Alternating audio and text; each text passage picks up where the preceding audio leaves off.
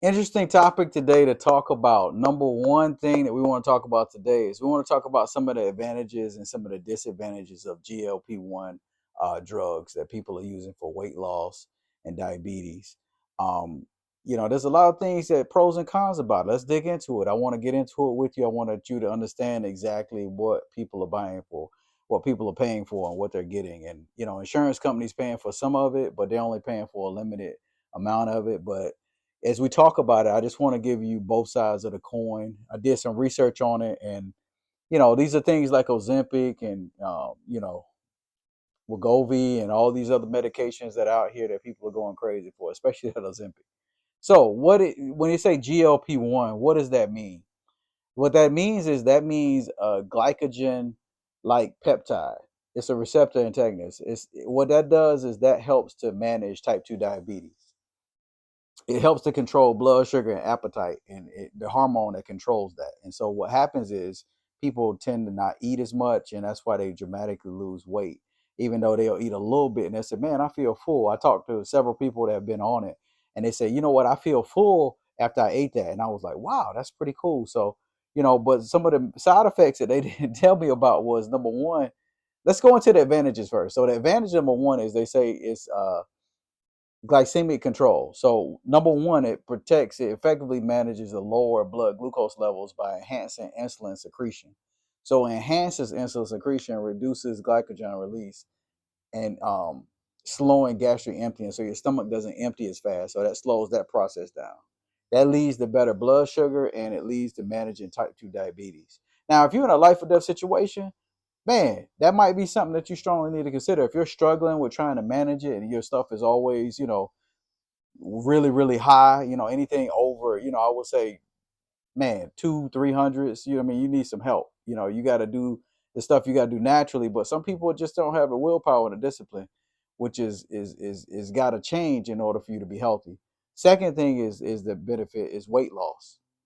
These medications lose the weight loss because they reduce the appetite. And in your food, you don't crave food. Your food intake is down, especially with individuals that are overweight or obese. That could be a benefit there. Second or third thing we got is cardiovascular events. So when you reduce the major risks of cardiovascular events, that means like heart attacks, strokes. When you can maintain a healthy blood sugar level, you're going to lower those risks of having those things, which is really, really good for some people, because those things are, number one leading cause of death in the United States is heart disease. And so you want to make sure that we actually, look at that. And then diabetes obviously contributes to it. Now, those are three advantages. Let's go into some of the disadvantages I got right here. So some of the disadvantages are the side effects. Side effects could be anything from nausea, vomiting, diarrhea, which could significantly impact somebody's life. If you're constantly sitting on the can from diarrhea, that's not good. And then you got more side effects, that more serious ones, like pancreatitis, gallbladder disease. These are rare, but they're also a concern. People never think stuff is going to happen to them.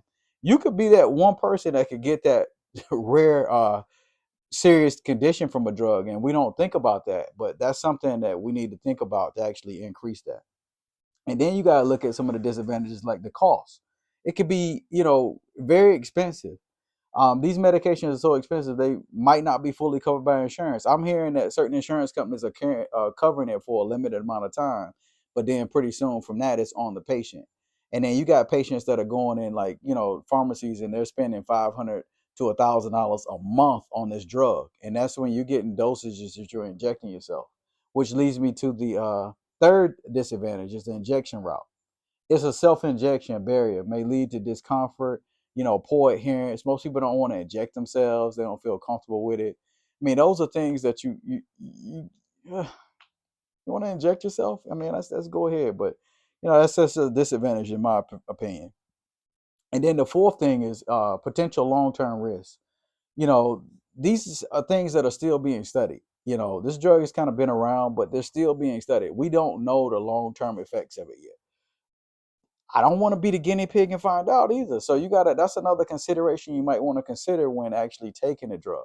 So you want to make sure that you are looking at these things and you saying, hey man, what are the long-term side effects? If it ain't been around at least 20 years, that's something you got to look at. Like, you look at things like metformin, you got people that aren't even diabetics that take that to actually increase longevity.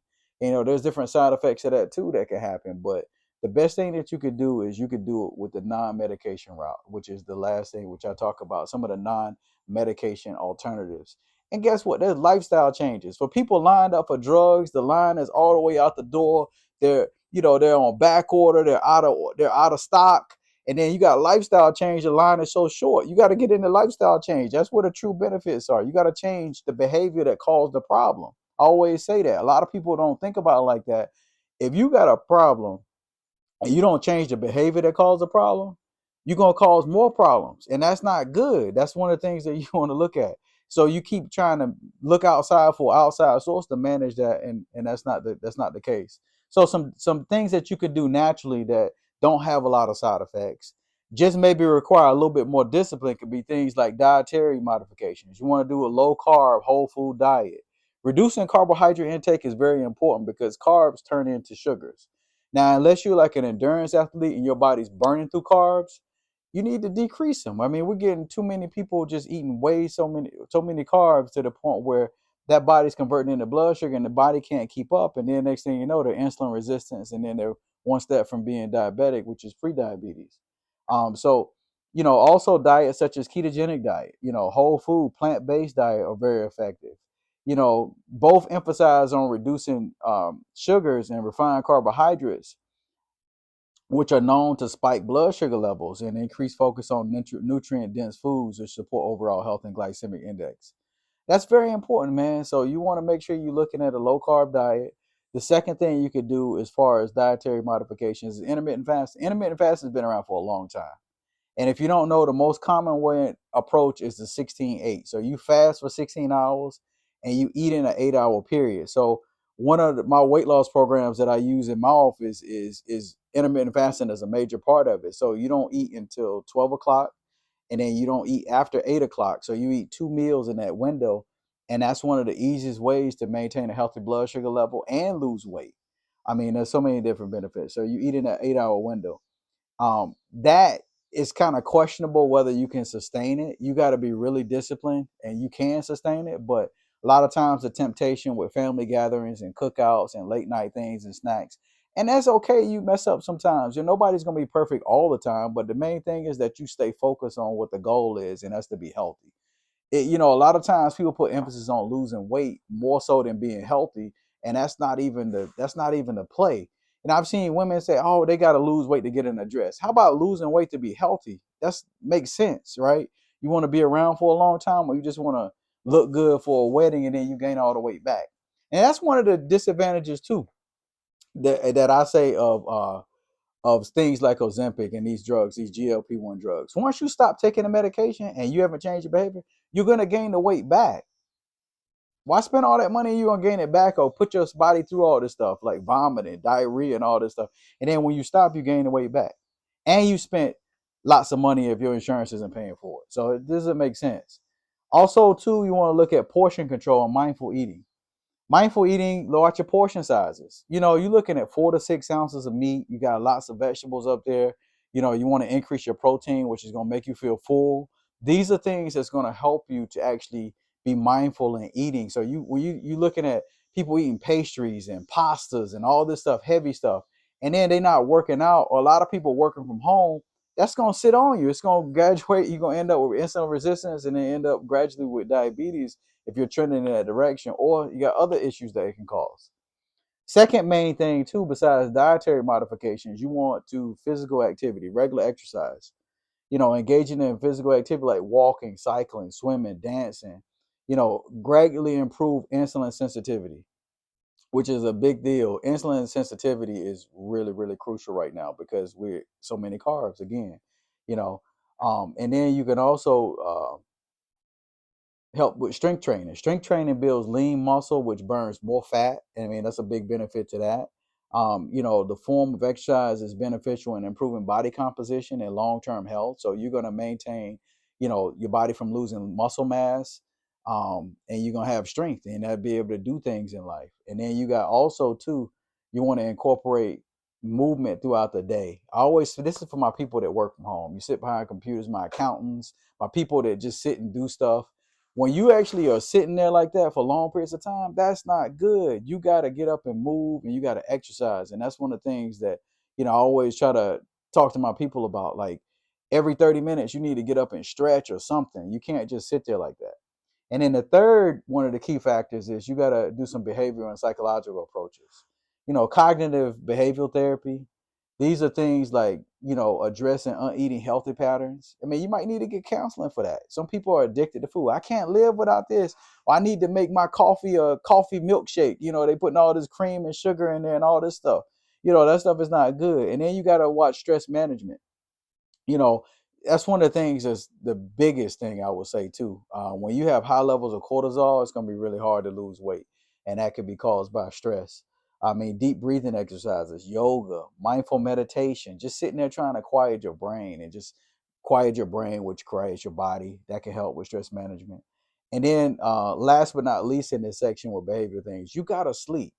People, if you're going to lose weight, you have to sleep. That's one of the things that I always say is critical, because of the fact that when we actually are sleeping, there's a lot of magical things that happen in our body. Our body's repairing itself, our body's digesting food that's been sitting in the system, is moving through, and then we get up refreshed because now our cells are then healed themselves, and we can go on and we can fight another day, another shot at the championship. But if we actually don't sleep and we're always in that fight or flight, it's going to be really hard to lose weight, and also going to be hard to maintain healthy blood sugar levels. Now, which leads me to the fourth thing, is you want to look at holistic complementary approaches. It's one of the things that we do in my office. Is you got gut health optimization. I've seen a lot of great benefits with gut health optimization. Means fixing your gut. There's conditions like leaky gut syndrome or intestinal permeability or SIBO, or there's so many different things. Crohn. These things right here that actually can actually throw your microbiome off. And when that's off, that throws a lot of the other systems off in the body. And it's hard to regulate a lot of different things when your gut is off. Second thing, you got traditional practices like acupuncture, you got chiropractic care. People say, well, how does a chiropractor do that? Well, a chiropractor does it by adjusting the nerves. When you adjust the nerves and you take the pressure off the nerves that might be supplying the organs and certain things like that, the body can function better, the posture is better, so the overall function is better. And then you got herbal supplements, things like cinnamon, berberine. Um, Studies have showed they actually support blood sugar. You got there's so many different things that you could do, and that's where I come into play. I'll be willing to help you in whatever way I can, or guide you in the right direction, or get you to the right place you could need help. But I wanted to show you some advantages to these GLP-1 drugs and some disadvantages. And then I also wanted to provide you with some alternative solutions. And that's what I hope I did today.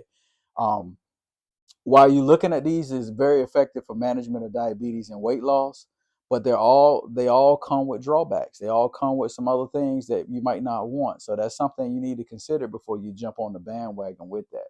You got to look at your behavior. You got to look at regular activity, dietary changes, holistic approaches.